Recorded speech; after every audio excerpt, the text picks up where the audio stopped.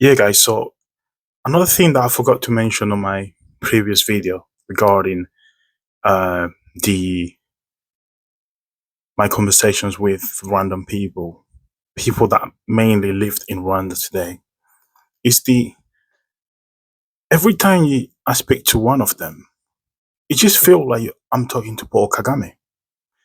Every single things he says on TV, every single narrative he brings up, this is the exact same thing that comes out of the mouth of many Rwandan brothers and sisters.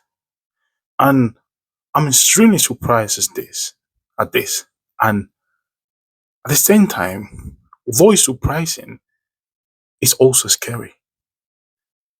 The fact that you have a whole country, basically, okay, at least publicly, repeating the same words that the leader is saying.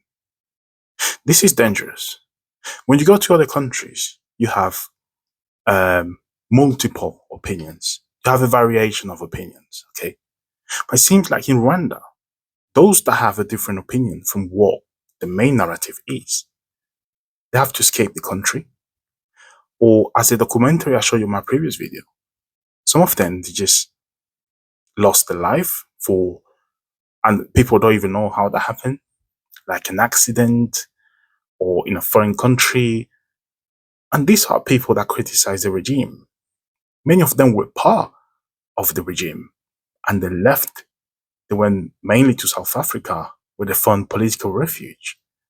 And they started saying the truth about the regime.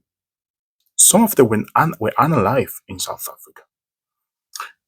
So this is a phenomenon that I'm sure is going to be a topic of research for the years to come.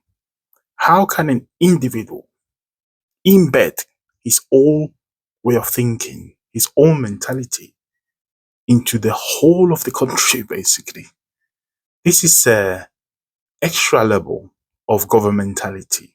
If you know what that is, or if you want to know what that is, you need to look for Foucault.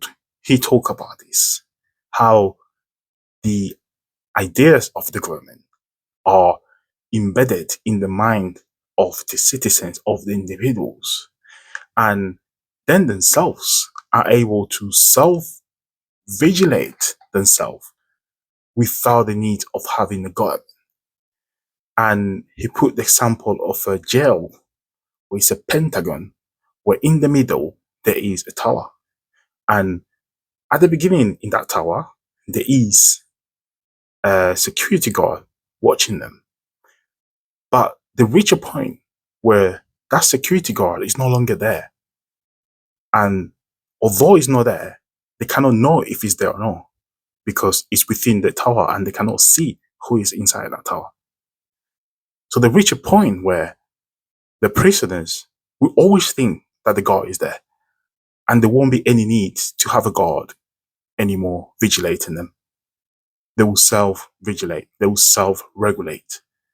And it's just scary because it seems like the situation we have in this country, in Rwanda, where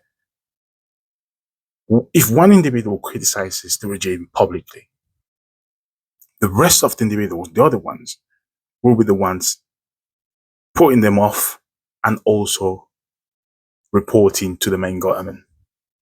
Okay,